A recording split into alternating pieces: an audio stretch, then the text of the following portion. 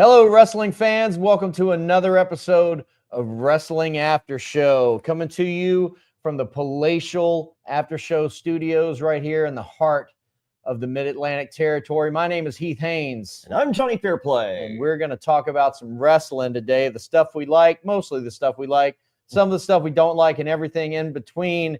And the topic for today, of course, is we are currently in the shadow of the much anticipated debut of Raw on Netflix.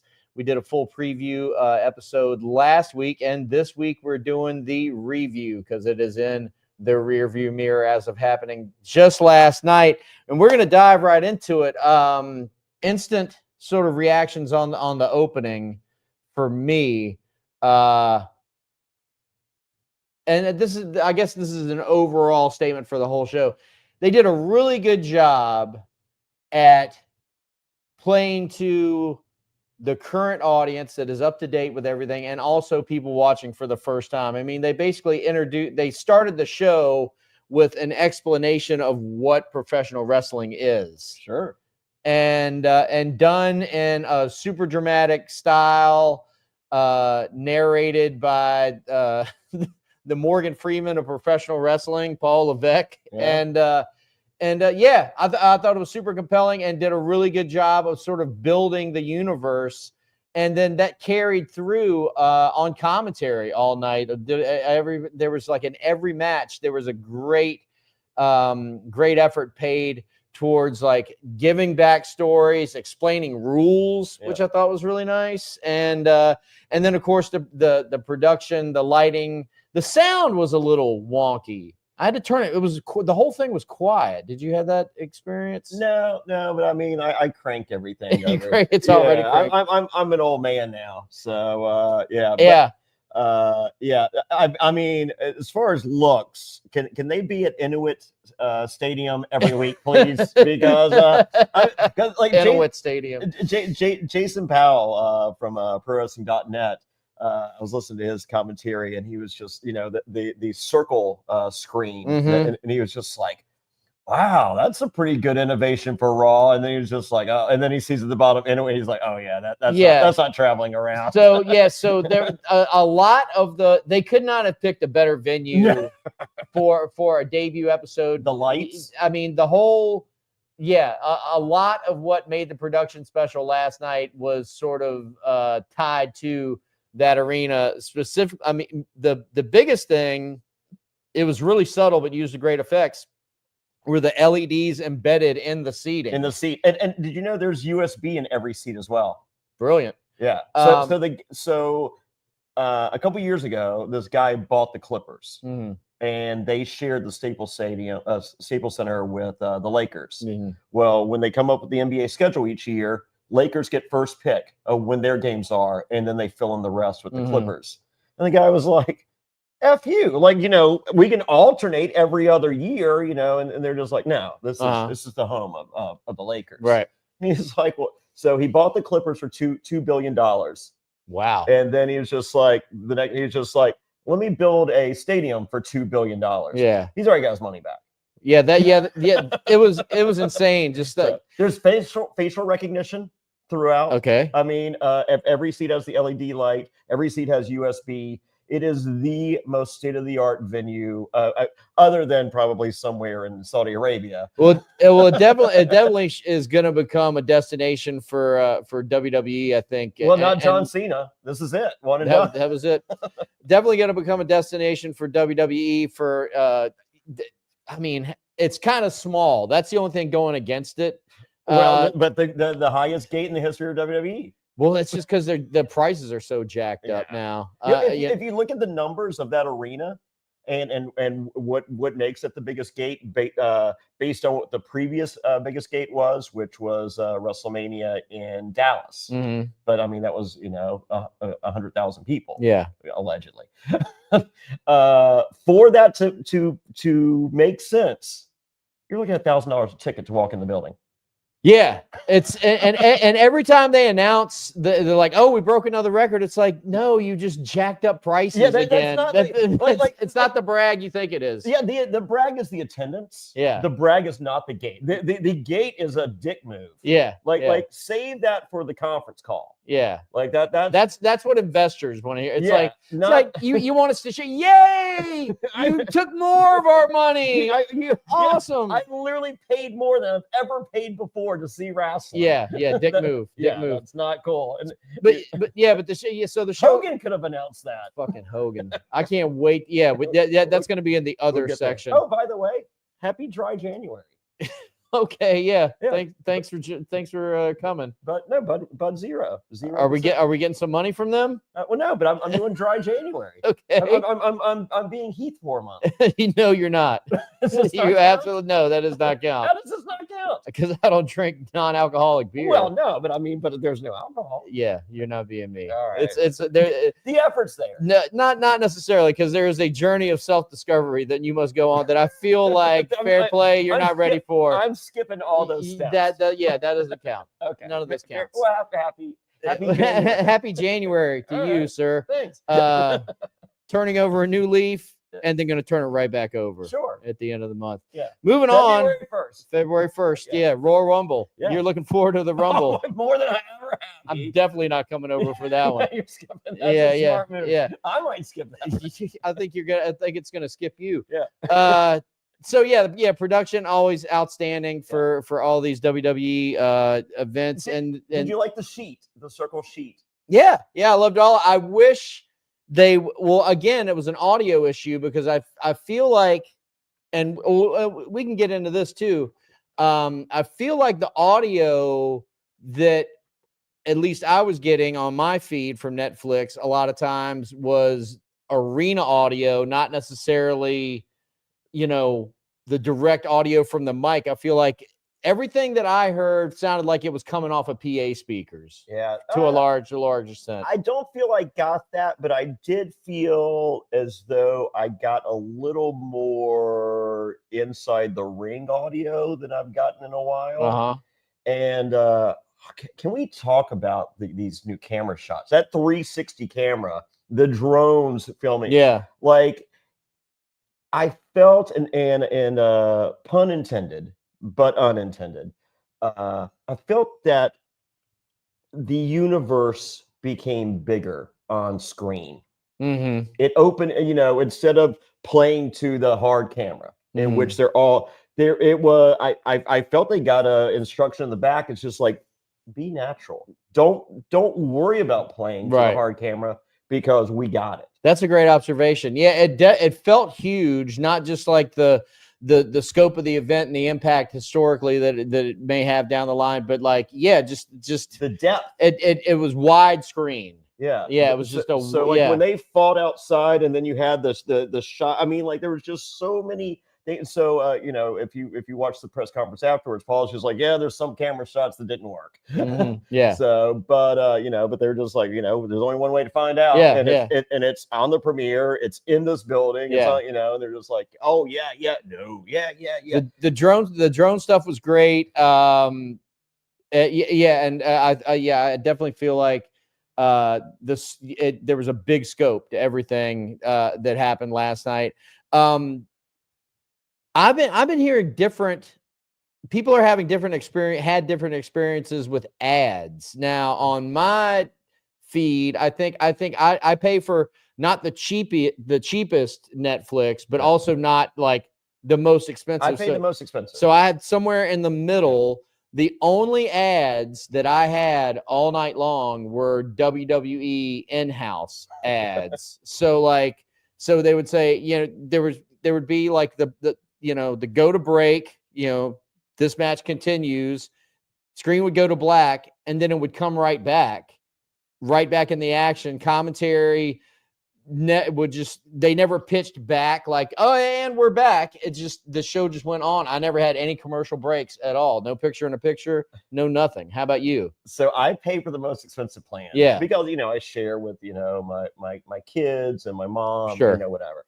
And so I got every single ad there was. And I even got a warning before it began. It was just like, I got the warning. You're gonna get ads. Yeah, I got the warning too. And then you didn't. And I even maybe there was there was a glitch in the matrix because you probably got the wrong audio, but you got the ad. Maybe, but you didn't. Maybe that's what it was. Yeah. Also, I'm a new subscriber. Yeah. Like I thought I was just going to be able to reactivate my old account from when I had Netflix whenever 8 years ago, but when you got the envelopes in the mail. Yeah, I just had to start a new one. So maybe being considered a new account.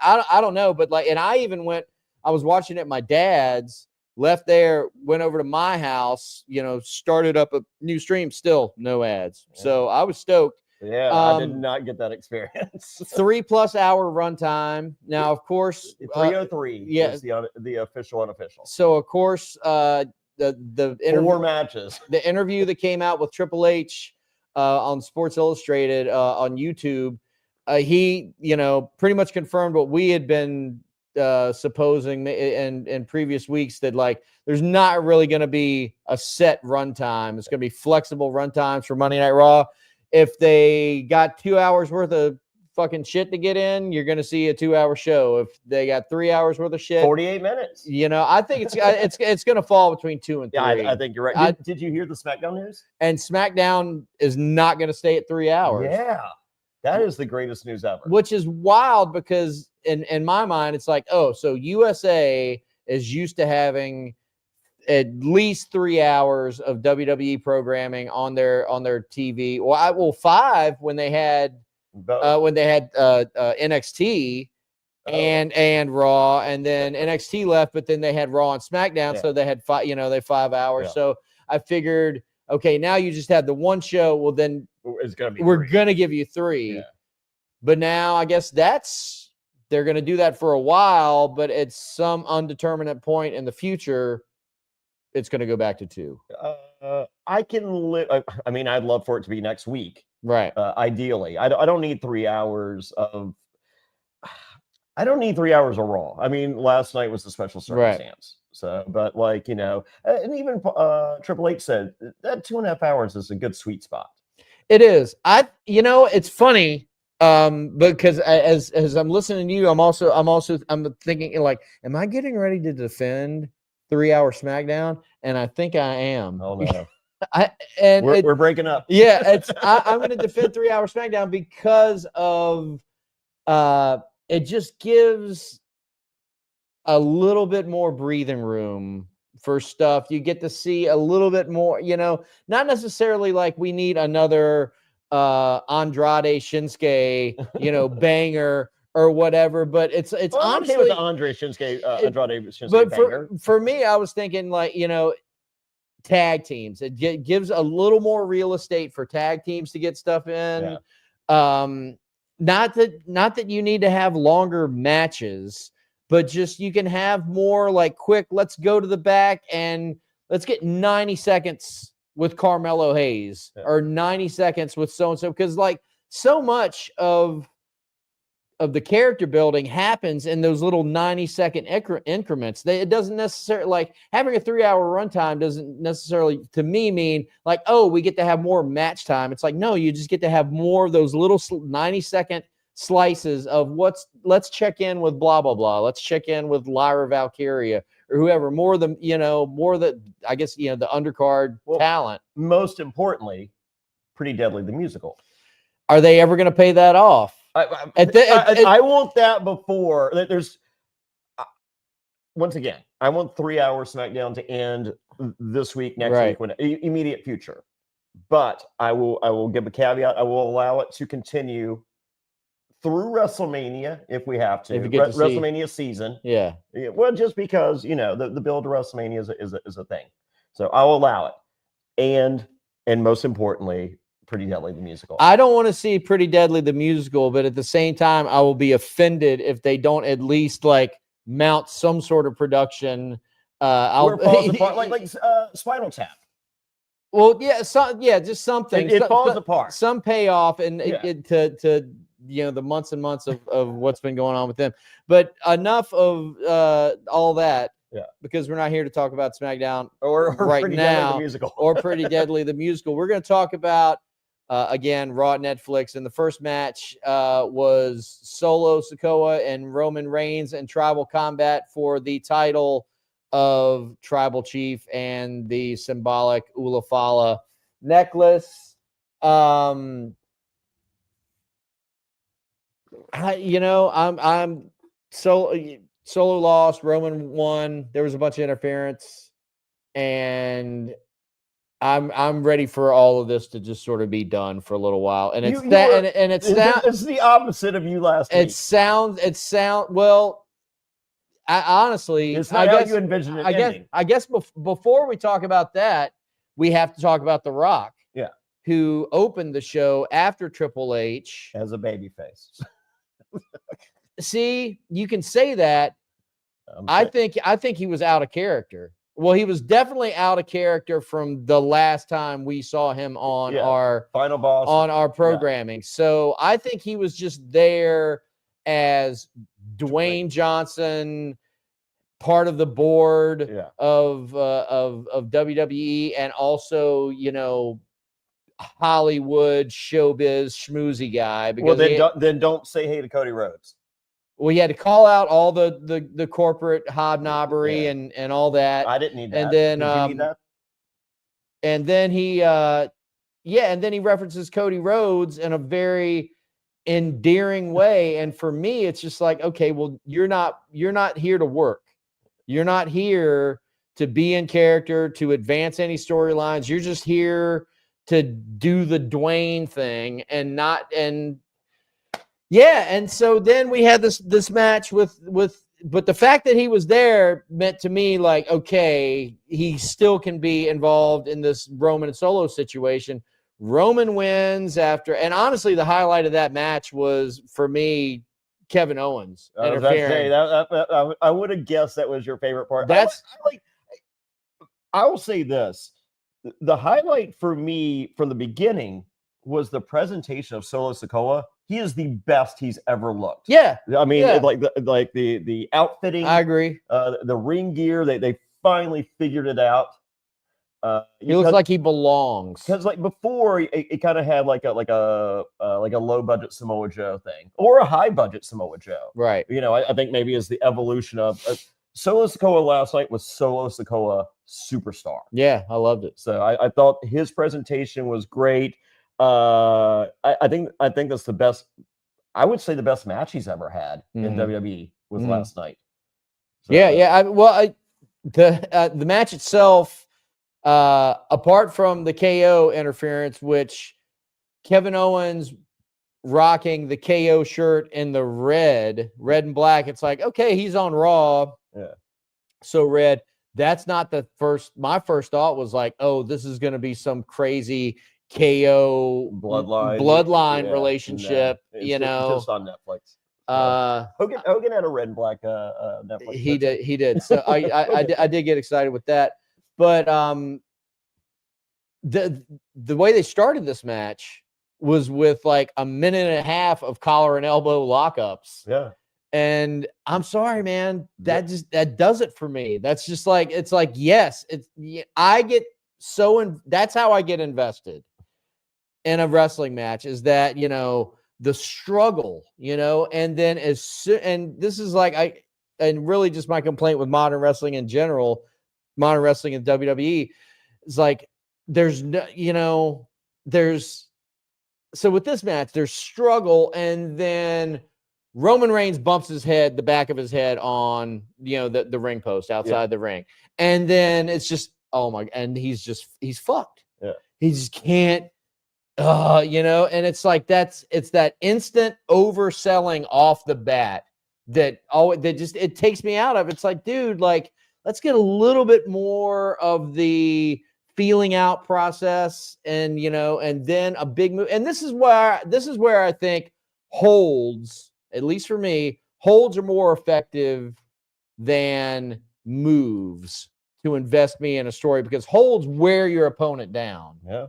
And set up nice the move. Abdominal stretch, pull it on the top rope. Yeah, or just nice arm bar, a headlock, whatever. And then maybe not a headlock. Well, I love a side headlock takedown. But headlock takedown, but don't Randy Orton it. In football terms, you got the running game and the passing game. Moves are the passing game. Yeah. Holds are the running game. You use the run to set up the pass. You use the hold to set up the move. That's what and when there's not that, and there's usually isn't, I get divested, man, because it's just like how are you so out of it already? You just bumped your head on the ring post, and now you're just like dead man walking. So there was a lot of that in this match, and then a bunch of big finishes and a bunch of interference. Roman Reigns wins. The Rock comes back out. I'm like, okay, here we go. Here we go. Now he's going to be working. Yeah. And he still just nice guy. It gives the Outrunner's handshake. Nice guy Rock. And kisses Roman Reigns and says, I love you. And leaves. Maybe he just decided a couple things. Maybe he decided he doesn't want to work WrestleMania this year. It's looking a lot more like that, isn't it? Because last week we're just like, okay, what's The Rock gonna fuck up this year? Yeah.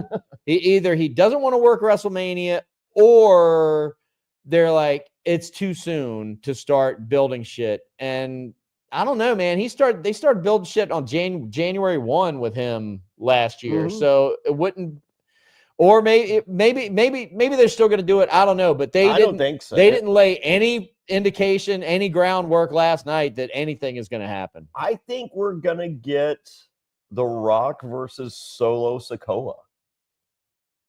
And just like squash match, just bury fucking Solo. I mean, I don't hate it. Why even? Why bother? It's like okay. How about The Rock versus Jacob Fatu, and Jacob Fatu beats up The Rock? There you go. Okay. That might be something, but I don't. I'm good with either. But again, okay. From what we saw last night, no indication that he's going to be involved whatsoever, other than just like in a ceremonial role. I'm okay with that. That'd be fine with me. And then SummerSlam, Rock versus Solo, or Rock versus Jacob Fatu. Yeah, maybe I prefer the Jacob Fatu of the two, but I don't like. We were literally talking last week the conundrum of what match does The Rock fuck up at WrestleMania, right? And I feel like that's off the table. So, and peek behind the curtain, what came out since we did our podcast is Cody Rhodes as publicly, or maybe unpublicly, he's asked for John Cena at WrestleMania. Okay, where did that happen?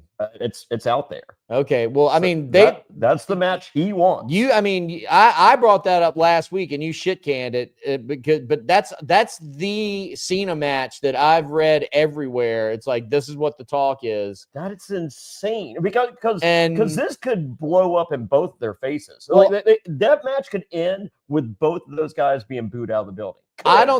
When we get to the Cena portion of things, we can talk about that. But yeah, I've definitely got thoughts on that. We'll get there. But yeah, let's jump to the end of the show. Sure.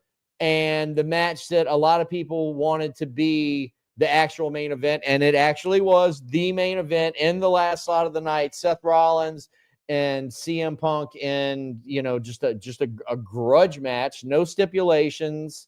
Two things right out of the gate before you get. Okay. The intro by Michael Cole saying, this is this Carlos. What's Seth Rollins' real name? Anyway, he says Carlos. He says Seth Rollins' real name. Yeah. It's like, this kid comes from Iowa, shows up at Punk school, doesn't have the money, but gives the whole story. Yep. Not AEW. Google it. Yeah. Well, again, back to like this sort of the ongoing theme all night was just telling the stories. Starting with, this guy's real name is this. Yeah. He went to CM Punk at age 18. Mm-hmm. He is just like, holy, like, peeling back. Like, it's so funny. Triple H begins the show with, we're WWE, we're real. Yeah. That's the first thing they say. We're real. Yeah. And then, hey, this guy's real name is this. He's a baby face. They're both, they're using heel and face and all these things. It's so cool because It's real. It's real. That like exposing the unrealness makes it real. Jerry Jarrett's booking philosophy was always, personal issues draw money, but his storytelling philosophy, under the auspices of that overall booking philosophy was tell them the truth as much as you can, all the way up to the point where you're gonna start working, and that way, that's what a true blurred line is. Yeah, it's the blurred line. And so that's why that's brilliant, man, and that's why it works, because that's how pro wrestling works. It's like, tell us the truth as much as you can, so when you start lying to us, we don't really know where one ended and the other began. Exactly. And so that's what they're doing with that situation, is they're telling the truth. Yeah. And point number 2, right at the gate. So, like collar and elbow tie-ups, all that. This one, stare, punch, and it worked. And that's what that situation exactly. Is. That's what it called for. Right, so your review of the match. Man, it was match of the night for me. Yeah. Another notch in the belt for Punk on this return that he's had to WWE. I loved it. This is his best match, I think. Well, like I liked Hell in a Cell better. Right. But this is his best match. Yeah. For his best, like, no stip match. Yeah. I thought it was interesting how both competitors were at different times were having words with the referee. I think I called a lot of that too. Yeah, it was just like, hey, after it was just like, hey man, let it roll, let this happen. Let this happen. Sidebar, I hate the new referee shirts. Yeah. What do you think of the new ring? We can get into that too. But yeah, not a fan of the referee shirts. It just makes them look like, the usher or somebody that's just like, the popcorn guy. But they get their name mentioned and even graphic. Yeah, Rod Zapata. Yeah. So this match, goes, a lot of back and forth, both guys taking over, stealing the finishers, big spots, stealing finishers. Definitely Seth did a better job of the GTS. I was about to say, is that now Seth's move? That can he include that in his move? More so than CM Punk can claim the curb stomp, because that was ugly. Yeah. But yeah, it was great. I was literally on the edge of my seat, right up into the the TV screen, like, holy shit. And and Punk won.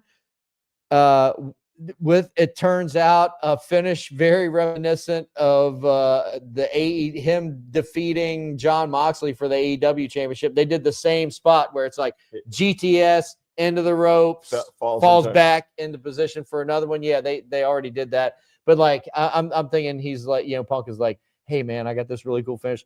Nobody gives a shit. But also, so the thing about this feud that I've found intriguing was, it's like, oh, WWE found a way to capitalize on all the controversy that happened to Punk and AEW. It was AEW figured that out too, with showing the footage. Yeah, but they couldn't make money on it. Yeah. No.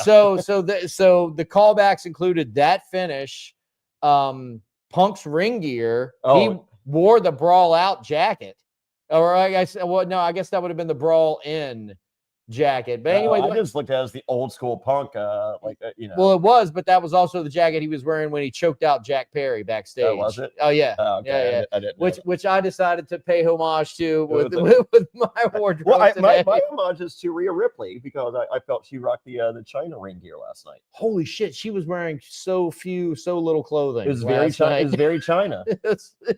We'll get to that in the other section. Yeah, so and in an effort to just like, hey, AEW, we're gonna make money off your failings. Something you could have made money on, and let's just say chose not to. Sure. of course, like, Seth Rollins in the role of the Elite or Hangman Page or whoever, just like that side of the of the equation. Absolutely. All the things. So Punk wins, and as the thumbnail of this video will indicate, I believe, and also this is only just begun. This is the beginning of, dare we say, another trilogy. I feel like I think there's going to be a Seth gets his win back. Yeah. They were saying that, well, this was supposed to be in WrestleMania last year. Here we have it on the debut of Raw on Netflix. I think this is going to be a WrestleMania match. The third one or the second one will be on WrestleMania. Okay, so after the show, Punk says he wants gold in 2025. Yes. This is the year he wants gold. He wants the WrestleMania main event. Are you talking about in the ramp interview? Yeah. Right after he got out of the ring? Yeah. So, okay, go ahead. So he says he wants gold, 20 well, and then and he mentions the Rumble. And then, in the PR press conference, they asked about Seth Rollins. He goes, I would love for this to be over. I don't think it is. Yeah. But one and done, pretty okay with me. And apparently the go to sleep is a devastating maneuver. Never taken one before. Did tonight. Yeah. I apologize to all of my opponents. Yeah. I think there's a couple that he doesn't apologize to. Yeah. But and then he threw out one of his last remarks on the way out. He goes, just want to say I saw John Cena backstage briefly. He looked tired. Maybe he should go to sleep. Yeah. This dude is breadcrumb city. Well, there was. I'm sorry, I got a runny nose here. It's very cold here in the Mid-Atlantic territory, and I've got a little bit of a runny nose. Apologize. It is 30 degrees. It is. It's super cold outside. Yeah. So after the match, and you would have had to immediately switch over to the post show to catch this, but. Jackie Redmond does like an interview with Punk as he's leaving the ring, walking up the mat, and he was aggro, man. He was just like, and he had his shit. He had to get his shit in. It was like 46 is just a number, and he called out Gunther. He called out Cody Rhodes. Yeah. He was he was feeling himself. Once he got to the press conference, a little more measured, a little more subdued. He started a little tight. He loosened up. He likes the ladies. He does. I mean, this is one thing we've noticed. We've kind of noticed over the years, but since he's been back, this dude goes out of his way to talk to the ladies. He wants them to feel included. And he empowered. likes to be in their presence. Oh yeah. So, it's like if I'm AJ Lee, I'm just like, you know what? They can fight their own fucking battles. It's 2025, motherfucker. Enough. So I mean. Well, obviously, if you're going to be in a relationship with CM Punk, you're going to be a very enlightened female as well. So she apparently she doesn't have these same attitudes that you're mentioning. So my fiance would say that that's like Conan would say, that's enough. I believe you 100%. Yeah.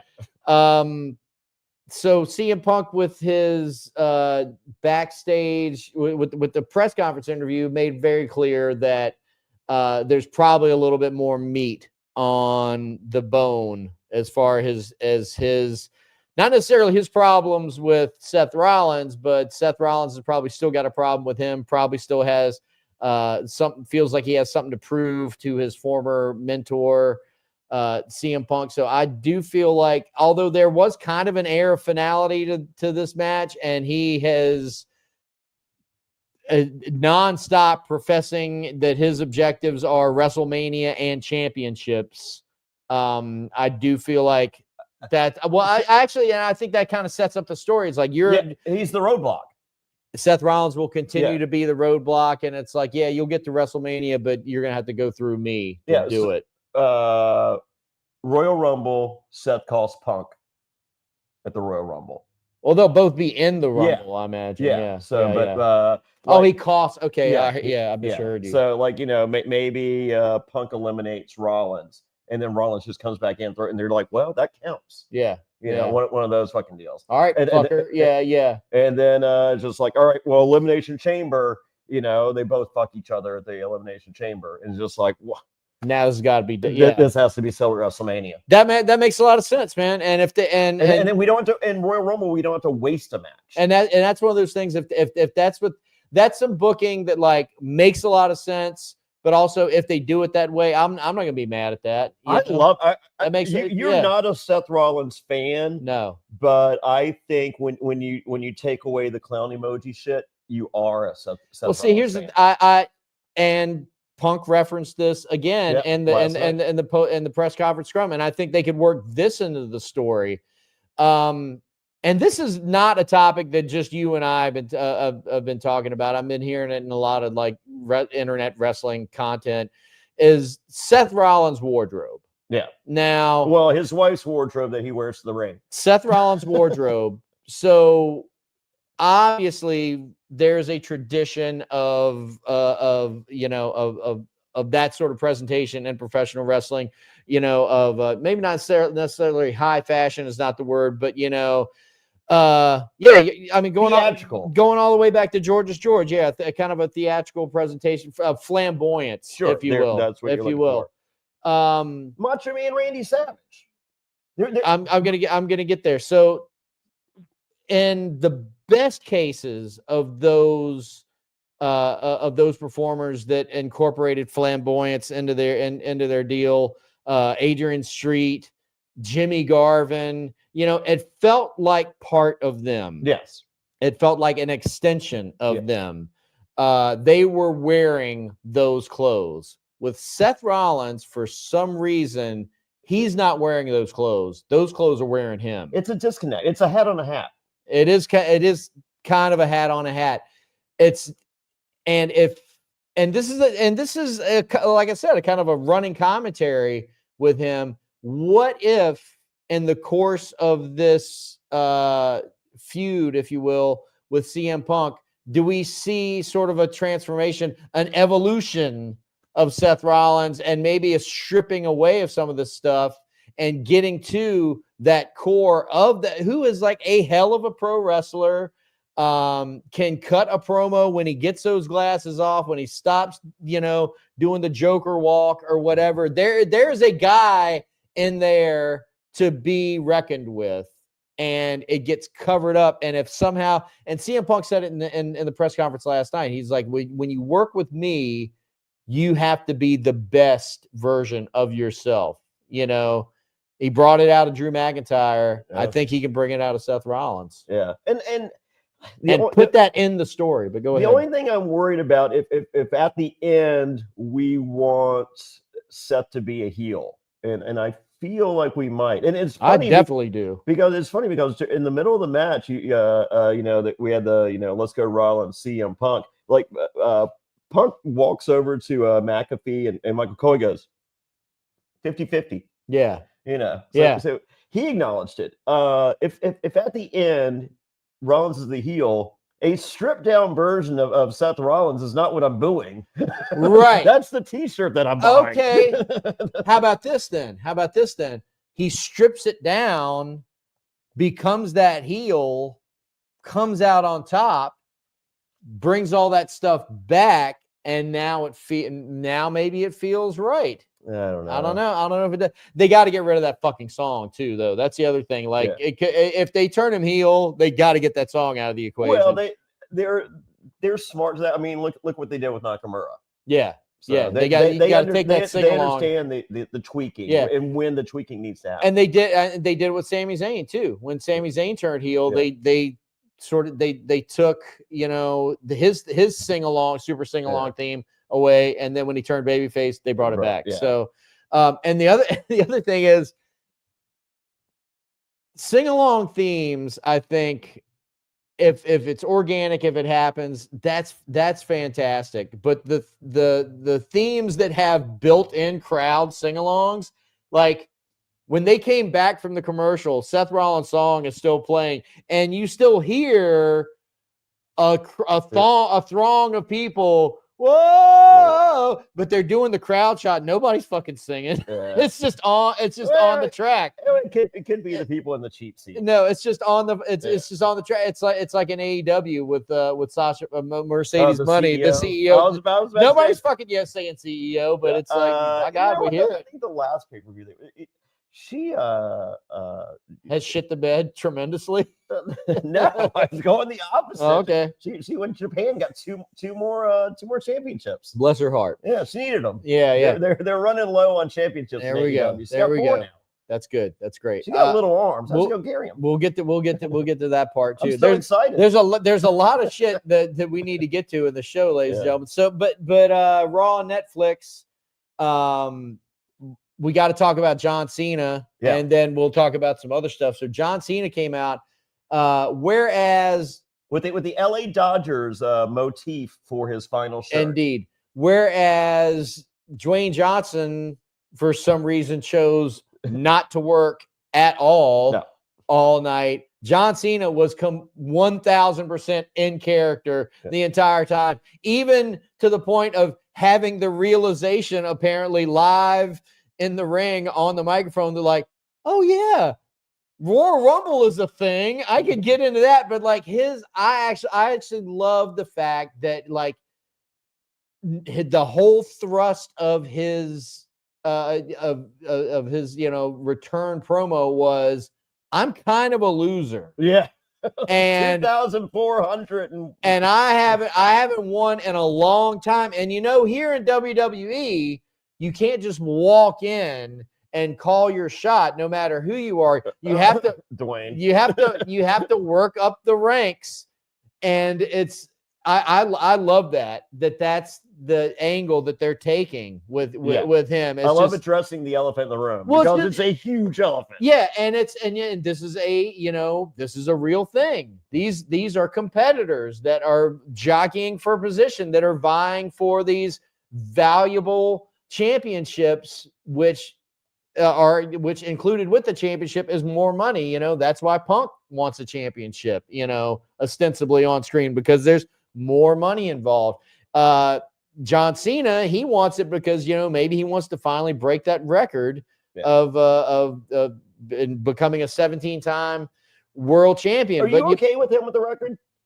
Oh yeah, I think if anyone, I think Flair needs that needs to be John Cena's record. I'm okay with it too. I'm super okay with it. So all right, so he's in the Rumble. So John Cena the entire time is and that's just, again, universe building or world building out the fact that that these guys are competing for stuff, and so he comes in, he's like, oh yeah, I can win the Royal Rumble. Like, it never occurred to him. So he declares for the Rumble. And then this is when we get to what I was talking about last week, what you were talking about earlier in the program. Cena, Cody at WrestleMania. Well, before that, how we get there, I think this is a story. John Cena, getting to Mania. But let me finish. In a bigger picture, in a more meta picture, why have that match? Like, I'm not talking about, oh, well, so-and-so wins the Royal Rumble, and then I'm not talking about how they get there. I'm not talking about, who wants to see it? Who does it benefit? And is there a compelling enough a story to tell that will make you want to get there? I don't see any of it. I don't see any of it. What do you think? Okay, well, as far as getting there, I think Cena's in the Rumble, doesn't win. Right. It looks like he's not. So Punk gets fucked by Rollins, and somehow Cena gets fucked. It happens, and it's just like. And Roman Reigns wins the Royal Rumble. I don't. Okay, go. I'm sorry. I threw you off. I don't know who wins the Rumble. All right. Okay, but so Cena as a result is then in Elimination Chamber. Okay. Heavily advertised, he wins the Elimination Chamber. So I think it is Cody versus Cena at WrestleMania. And I think with Cena getting fucked at at the Rumble and then winning the Elimination Chamber, I think there is a journey that the fans are going on with Cena, in which we want Cena to get that 17. I think Cody just wants that moment, be a part of that moment. But as I said, the problem lies in Cena has had some not so good matches in these 2,000 days of losses. Mm-hmm. If this match is a stinker, they're booing the match. As Right. a result, they're booing Cena, and as a result, they're booing the other guy in there with him. Yeah. I mean, this could turn into Goldberg Brock Lesnar. Yeah, and that's a lose-lose. Like, it could be a Cody revolt, Rhodes, yeah. I don't want anything to do with this, and he asked for this. Well, he asked for this because if that's where they're going, that's a breadcrumb. They're that's part of the story is him asking for. Well, no, behind the scenes, he wants this. He thinks that's a special thing. He wants to be a part of the special thing. Well, it's not because so you think about in the framework of like why they would do this. Okay, you could say the passing of the torch. Yeah. It's not a passing of the torch because Cody has already surpassed everything that they wanted John Cena to be. They wanted John Cena to be the universally loved by men, women, adults, children, babyface, and he never got there because it was so obvious that that's what the company wanted and fans revolted. Yeah. Cody Rhodes is that universally loved by adults, children, men, women, babyface that they always wanted John Cena to be. So there's no torch to pass. Yeah. He's already the guy. He's already had the torch. He's already had the ball. Cena could only pass the torch, or Cody could pass the torch to Cena. So there's so there's that.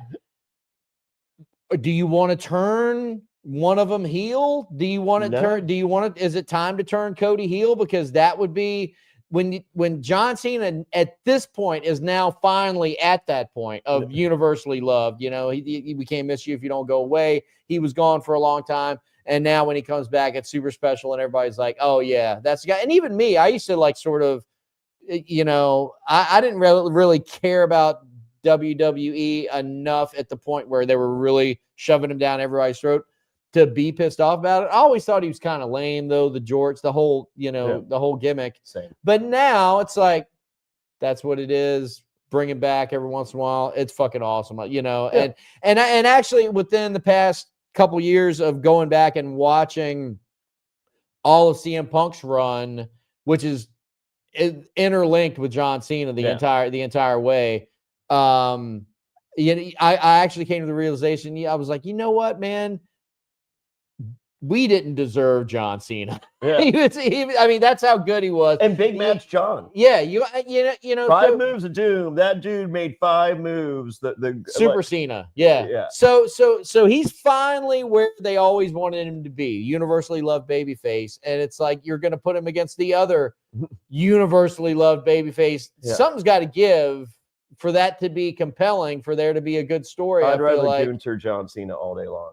There's a story. Yeah. Or you have it's like Backlund Bruno. Who the fuck wants to see that? It's like, so if that's where they're going, I got a lot of problems with it. But they might be able to get. I wouldn't put it past them to be able to get us there. Okay, let's say we get there. Let's say Cena wins, 17-time champion, right? So this dickhead's not. I mean, because I don't see a rematch between Cena and I see Cena dropping it to someone else. Right. I don't need 2 Cody Rhodes John Cena matches. Yeah. So he drops. What a dickhead! He doesn't give John Cena a return or Cody Rhodes a return match. Yeah. There's just I don't. I fail to see the upside, but also maybe what? Maybe we're building towards a rematch, but Money in the Bank cash in. Like I said, I fail to see the upside, but Braun Breaker wins Money in the Bank. I fail to see the upside, but once again, maybe that's why I don't create professional wrestling and I just talk about it. Yeah. Speaking of talking about professional wrestling, we have a comment, ladies and gentlemen. Sure. And we got to get to this right now. Matt Wilson says he watched Raw last night for the first time in over 10 years, and he had a similar experience to me with ads, in-house only, sometimes just cut to a break and then back. So people had that experience. People also had your experience. That paid the full premium price of $22.99. Sticking it to the man. Yeah. That's me. I earned it.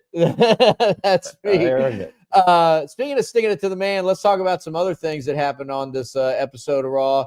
Hulk Hogan comes out to thunderous raining down of booze upon his skull cap clad noggin and his ever fading blonde lock. I felt bad for Jimmy Hart. The sweetest man on the planet. I felt terrible for Jimmy Hart.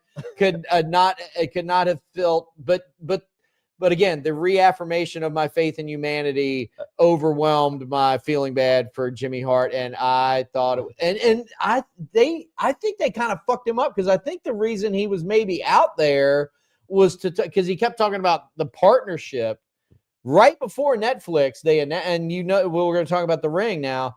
They announced a ongoing sponsorship partnership, and they actually own a stake in Hulk Hogan's Real American Beer, and that is going to be an in-ring sponsor from here on out. So I feel like that was probably the partnership he was there to announce. But he just ended up spouting some shit about fucking Randy Savage and Netflix and Andre the Giant. He goes, watch this, brother. I'm going to say Randy Savage, they're going to pop. And they're like, nope. Denied. Yeah. So, what do you think that was like when he walked back through Gorilla? I mean, was there anybody that made eye contact? I mean, I feel like there's a smart ass in the back going, maybe we should have gone with Hollywood Hogan tonight, brother. And for the record, they're in Los Angeles. That if I were them, Hollywood Hogan would have been the move. That would have been the move. And then, if there are the boos, it's like, that's right, brother. You all love Hollywood, brother. The move would have been, and I feel like maybe the move was, I feel like Hogan was plan B, because I feel like the real, the OG plan would have been, okay, let's get a beverage partner with Broken Skull IPA. And it fell apart? I think it fell apart, and they were like, all right, what other superstar has a beer? A beer. Jonny Fairplay. Jonny Fairplay, yes, you could have that. I'm sitting there, they're showing the superstar or the stars in the crowd. There's some heavy hitters out there. And then there's like they show Seth Green. Like, there's like, like Seth Green, has done his not another team, whatever, and then Robot Chicken. And it's like, I feel like, 33 million people watch my Survivor finale. I could have got a little lower third. And then I see it's just like, because he's with Macaulay Culkin. I'm like, all right, that's why. Seth Green got speaking of the Culkins and the celebrities, Kieran Culkin was there in the front row. He did not even get a lower third or a hate of the crowd or anything. He was just there because he loves wrestling. He's in the front row. That motherfucker won a Golden Globe the night before. Yeah. And he's in the front row, and they're like, with just like, no, I'm just here for the show. I thought that was pretty cool. In that WWE bubble, they don't get that. I thought that was pretty cool. Another Topanga. Topanga. That was I popped for Topanga. Yeah. The Undertaker. Returning. So the heat that Hogan got. Okay, Jason Powell, he was talking with Will Pruitt, who also is associated with ProWrestling.net. Yeah. Will Pruitt was there in the Inuit stadium. Intuit Dome. Intuit. Yeah, whatever. It's not in Alaska. Yeah, whatever. Intuit Dome. And Taker got a pop. Yeah. So it wasn't just the Trump support that got Hogan the booze. Yeah. Because, Undertaker was supporting Trump. Yeah. Maybe, he wasn't at the RNC. Yeah. So maybe there's I guess you had to search a little deeper to see the support. Well, I think it's the racism. I think it is the racism. I think you really hit on something there, Fairplay. I think it's the racism. Yeah. I think the RNC. Yeah, because if you want to put MAGA credentials onto these two guys, so you have Hogan, who spoke at the Republican National Convention, openly shilled for Donald Trump. Yeah.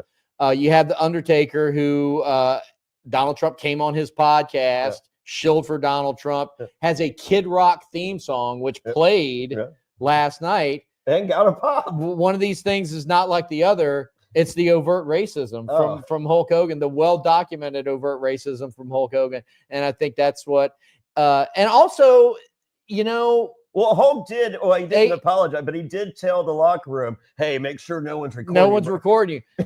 WWE fans, I mean, they were educated that.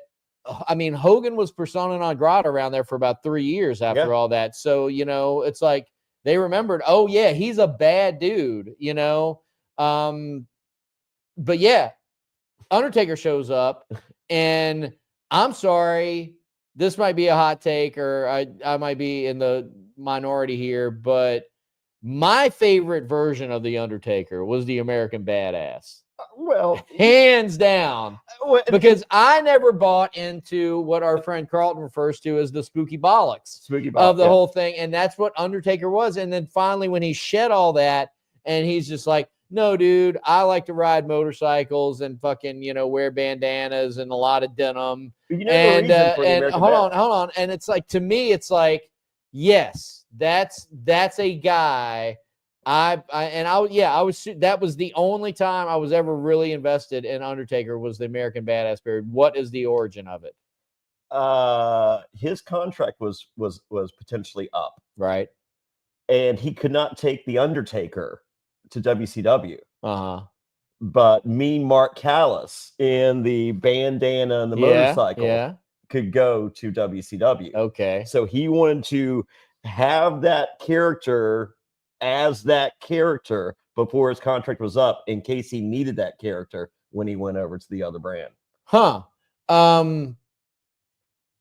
Not the worst idea. That kind of holds up. I've never heard that story. I definitely always figured it was a case of him, at that point in his career, exercising a little creative control and being like, I'm a little tired of like physically rolling my eyes back in my head all the time. I mean, you try to do that for fucking, can't do it. Yeah. I don't even want to think about it, because it could get stuck. It's like when you make a face, it's like it might stick that way. He did so so whether that's the rumor anyway. So whether or not he was gonna, I think a little simple research we'll have to see.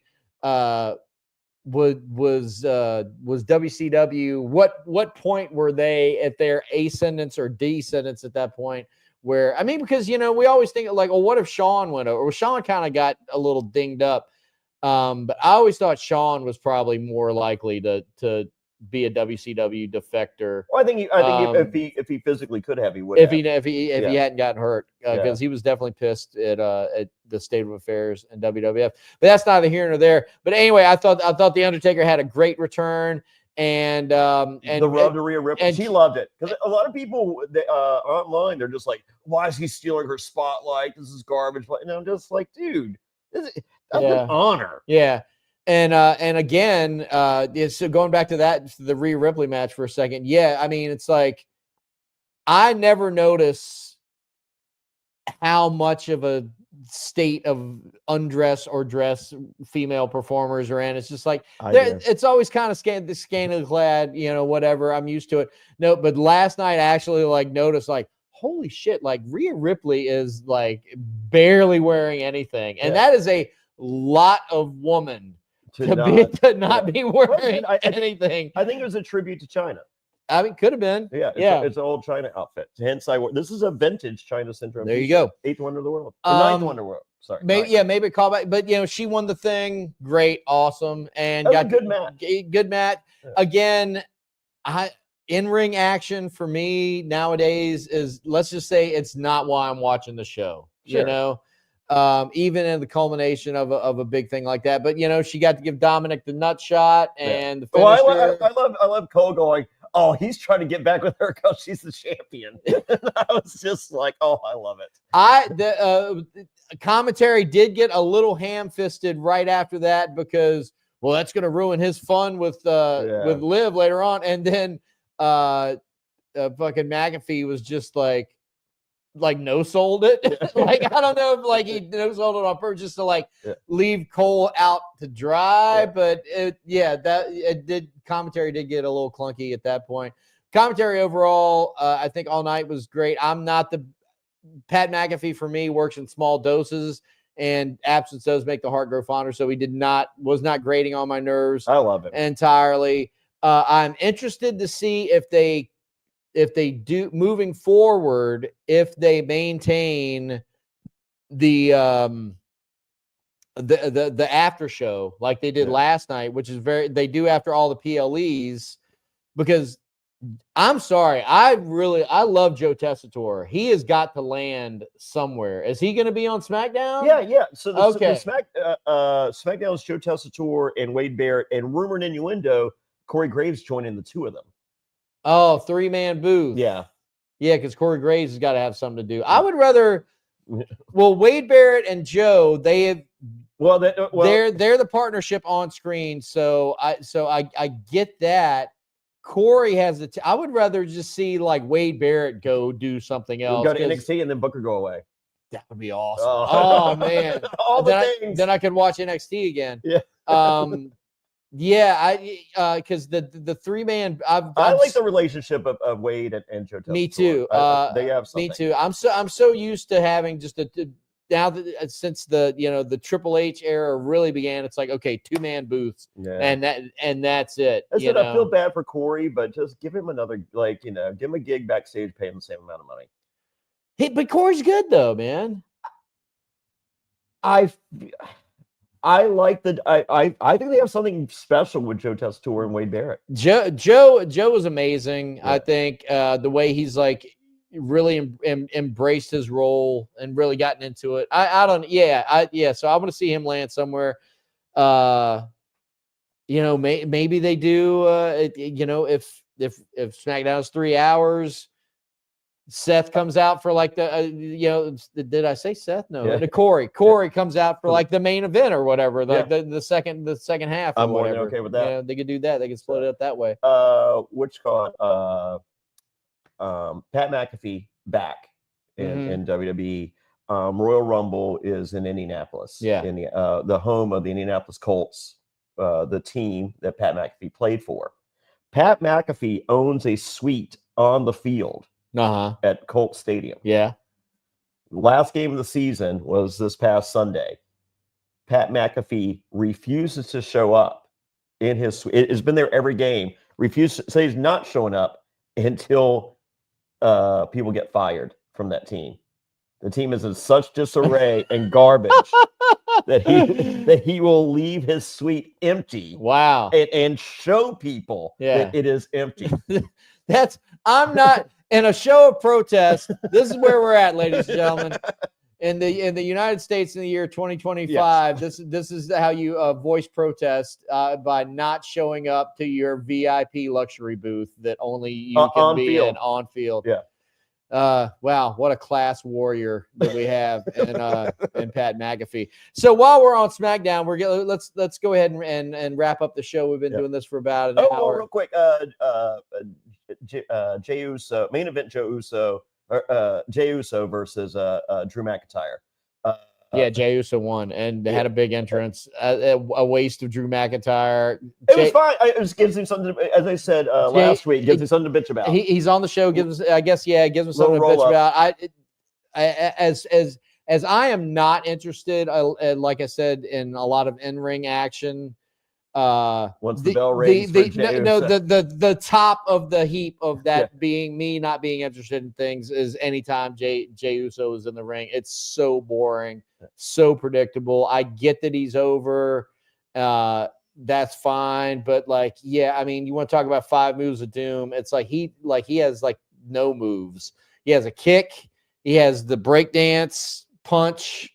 I'm talking about like offensive wrestling. Well, no, that's one of his moves. He has the weakest spear of all time. I'm sorry, like just because Roman Reigns is your cousin doesn't mean you get to use the spear as an offensive weapon. True. It's like, and it's like either be fat or tighten up some, because like I think he looks bad with his shirt off.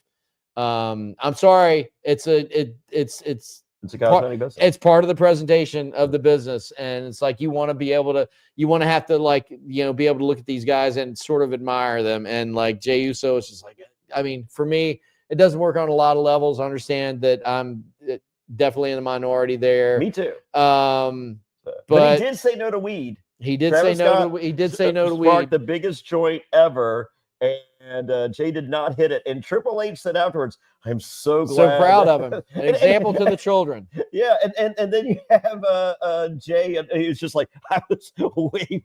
He's like, next time, catch me after the show. Yeah, Travis Scott.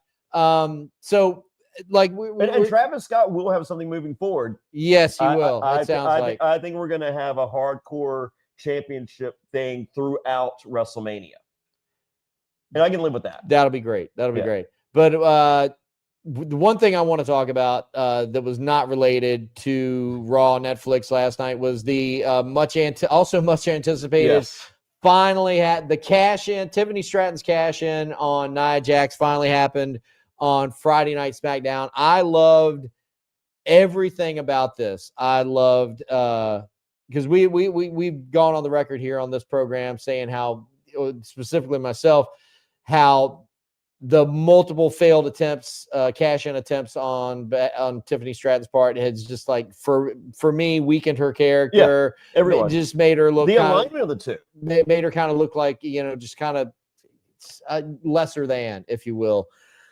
But all of that sort of led into this moment. She runs down. Will she, won't she? Yeah.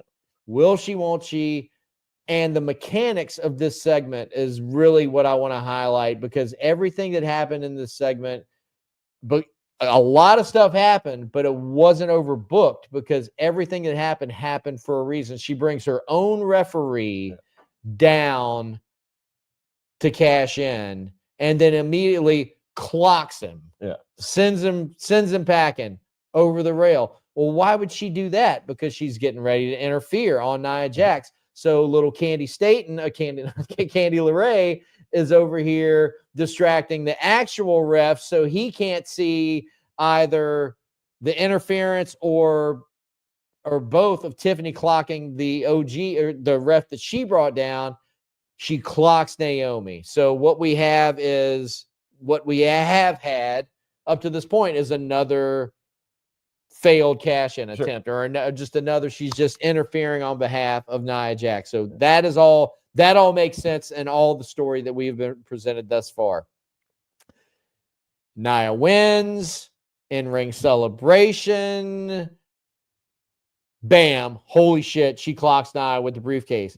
Candy LeRae, what are you doing? Fucking shit cans her. Okay, now I'm cashing in. But we still have the Bianca Belair of it. Now, this is the one part where it's like you kind of have to like chalk up a little of the motivation to, well, Bianca Belair, she's been wanting to get her hands on Nia Jax forever anyway, and so now she has this opportunity. And I hate that it came sort of in this whirlwind of activity, because she pulled that KOD. I'm sorry, that is a mass of humanity, a giant amount of weight to have on your shoulders. Bianca Belair, like, and it's always, I love watching wrestle with my dad, because you get to see through the view of somebody who kind of doesn't give a shit about all this stuff outside. When that was happening, he was like, wow, like that's out of all that's what blew his mind. So bam, she nails that. But then it's like, so I guess Tiffany Stratton just turned babyface. Yep. Oh, no, because I got to send Bianca Belair packing, so she can't involve. So now Nia Jax has gotten the briefcase shot, the KOD off the top rope, cash in, prettiest moonsault ever. So she stays strong, because she just took, like 3 finishers, kind of. Tiffany Stratton wins. Beat Naomi. So you got that win. Yep. So all those moving parts all came together in a way that totally made sense. And you got Tiffany Stratton moving forward. Is she going to be a babyface? Is she going to be a heel? I don't know, but like she can like squash Candy LeRae. Her dance card is full, which is good. That's where I'm getting to. There's a lot of options to go for her. And versus Nia Jax, the dance card was done. Yeah, she was done. She had done it all. So we'll be here for another hour talking about where Tiffany Stratton can go after this. But I think, just as far as like all the players that are present at this time, Bianca and Tiffany, I think that's where you need to go. Keep Tiffany as a heel and make that thing. But what did you think of that whole angle, the whole everything? Perfectly done, and a great way to kick off SmackDown on USA proper. 3 hour. Yeah, it was a good use of time, great main event, and that's how you elevate everyone involved. Yeah, I thought it was great. But also I feel like who is the guy that created the Royal Rumble? Pat Patterson. I feel like that was a Pat Patterson special. There was a lot going on, a lot of moving parts, but it all came together in a great way. As all the really good pro wrestling that we are so grateful for every week happens. It's just a lot of moving parts, a lot of layers, all coming together to tell a tapestry, to weave a tapestry, to fill up a canvas. Back to that intro, and I want to see that art. That whatever that canvas where was, does that is that at? Well, it goes with them to the Royal Rumble in Saudi Arabia. Royal Rumble in Saudi Arabia. Well, ladies and gentlemen, that's all the time we've got for this week. But we have had a blast. I got to tell you, talking about Raw on Netflix. Now, next week it's still going to be Raw on Netflix, but it's never ever going to be the first Raw on Netflix again. Never forget your first. I think we will see a return to just a more like sustainable weekly TV product, But yeah, man, it was great, and we'll be here to talk about it. In the meantime, thank you so much to Matt Wilson, who was watching today and commented. And everybody, let's try to be a little bit more like Matt Wilson. Sure. And let's, as we're watching the videos, leave a like. Be sure to subscribe to the comment. Be sure to subscribe to the after show, the Reality After Show YouTube channel. Comment on the videos, interact with us, build this ever it's not getting smaller. It is inherently it is growing, the growing community that we're building here with Wrestling After Show. Jonny Fairplay, I'm sure you got a lot of things to tell all the people about this week. Nope. At Jonny Fairplay on all the socials. That's JONNY FAIRPLAY. No H in Johnny. JonnyFairplay.com has links to everything. All my vinyl records on eBay, my cameos, all the stuff. Yeah, get a cameo. I just got like 8 cameo notifications while we're doing this. So I'm back. There I'm it cool is again. Ladies and gentlemen, we're going to get back to talking about some classic wrestling material here in the coming weeks. And you just received sort of we're not going to get into it right now because it's the end of the program, but we have a treasure trove of photographs from a prominent event in our favorite era of wrestling history, 1986 Jim Crockett Promotions, and we're going to work on a way to try to get those to all you fans out there so you can see firsthand some of the great photographic artifacts that just came to light. I'll put it in Patreon. Put it in the Patreon. RealityPatreon.com. There it is. For Jonny Fairplay, I'm Heath Haynes. Thank you for tuning in to Wrestling After Show, and we'll see you next time at the matches. Bye, everybody.